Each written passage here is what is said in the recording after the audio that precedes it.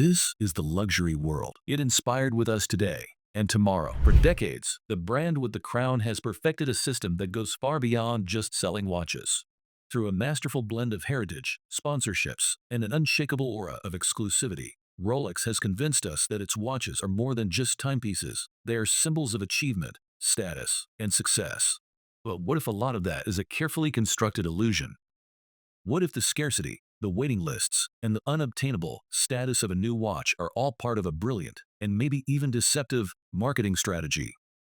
In this video brought to you by the Luxury World, we will be diving deep to explore how Rolex lies to us and how that lie has made it one of the most successful and sought-after brands on the planet. Please subscribe to Luxury World for exclusive access to upcoming insights, curated content, and expert guidance to help elevate every step of your watch investment journey. Over the decades, this approach has enabled Rolex to command not only consumer loyalty, but also an unparalleled position in the collective imagination. The brand does not simply manufacture watches, it manufactures meaning. Every piece is presented as part of a broader tale of achievement, aspiration, or adventure. And while some of these tales may trace their origins to real events, others exist in a liminal space, truth-adjacent but never fully anchored in verifiable fact. The result is a mythology so potent that it shapes perception, steers desire, and creates an aura that cannot be replicated through specifications alone. Take the Explorer, for instance, a model often associated with high-altitude triumph and rugged endurance. Its reputation has long been tied to one of the most storied mountaineering expeditions in modern history. The imagery is evocative: snow-covered peaks, pioneering spirit, human perseverance. Promotional materials continue to evoke this spirit, using phrases and visuals that suggest an intimate connection between the timepiece and historical achievement. Whether or not this association is supported by hard evidence becomes secondary. The suggestion is powerful enough to endure. This subtle, calculated ambiguity is at the heart of Rolex's brand strategy. Rather than issuing direct claims, the company frequently opts for implication. Marketing copy often references historical moments, individuals, or achievements in ways that allow the consumer to fill in the blanks. It is a strategy that blurs the line between fact and interpretation, encouraging emotional connection over forensic scrutiny. The GMT Master is another quintessential example. Framed as the definitive pilot's watch, its identity is deeply embedded in the golden era of aviation. For decades, advertising has tied the model to international air travel, precision timekeeping, and the needs of professional flight crews. This framing endures despite the lack of widespread documentation establishing a definitive origin partnership. The perceived association, built through decades of imagery and repetition, has become fact in the mind of the public. Its status as a global traveler's companion rests on the strength of the narrative, not necessarily the specifics of its inception. The Submariner, meanwhile, has become synonymous with underwater exploration. Touted as a pioneering dive watch, its story centers on robustness, functionality, and professional-grade durability. Regardless of competing claims about which brand first achieved certain depths or features, the Submariner has claimed the cultural territory of the ultimate dive watch.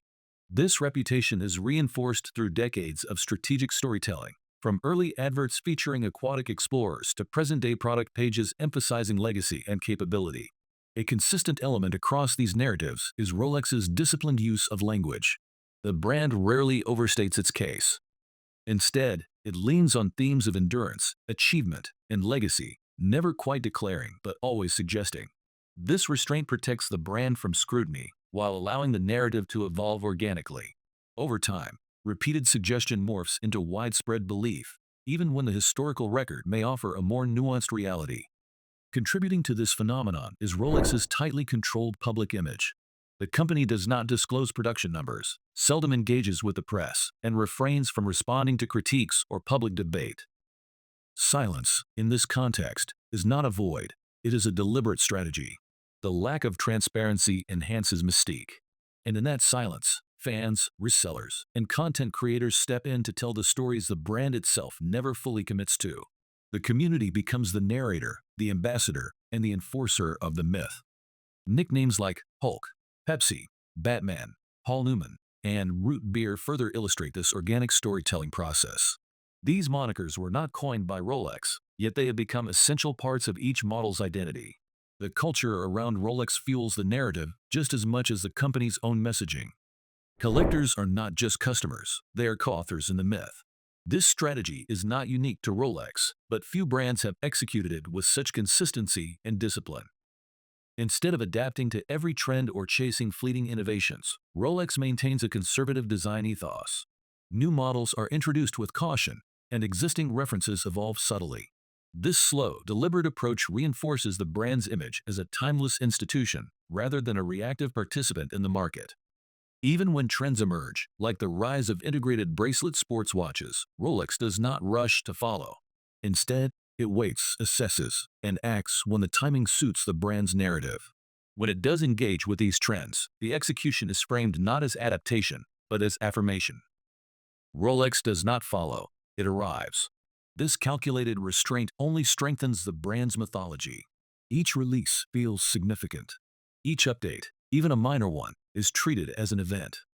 The scarcity of official communication, the slow trickle of change, and the enduring familiarity of each design all contribute to the sense that Rolex is not merely a brand, but a cultural constant.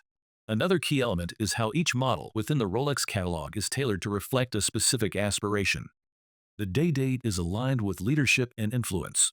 The Oyster Perpetual suggests quiet refinement and versatility. The Yacht Master evokes luxury and leisure. The Daytona channels speed and performance. By offering watches that speak to different forms of success, Rolex ensures there is a story for every type of wearer. This is no accident.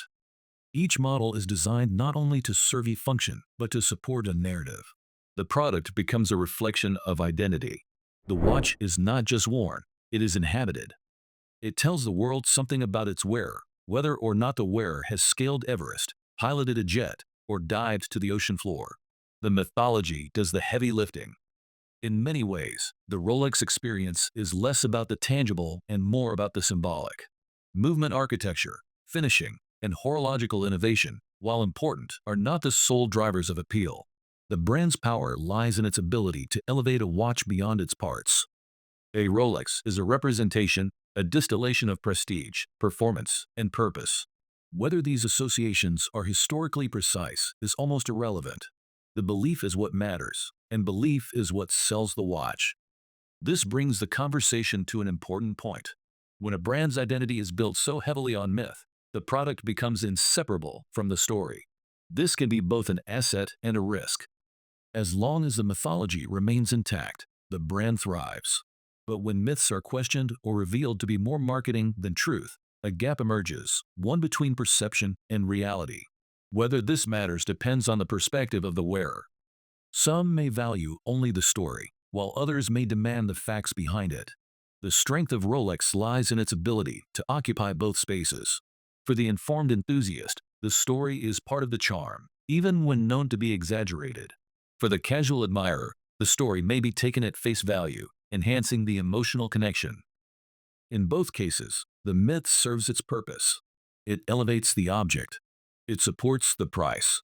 It fuels the desire. What are your thoughts on the topic we shared in this video? Do you think Rolex's marketing is genius or deceptive? We would love to hear your perspective. Feel free to share your thoughts in the comments and give the video a thumbs up if you found it insightful. Do not forget to follow Luxury World for more curated content on fine timepieces and market insights. Thank you for watching, and we look forward to welcoming you again in our next video.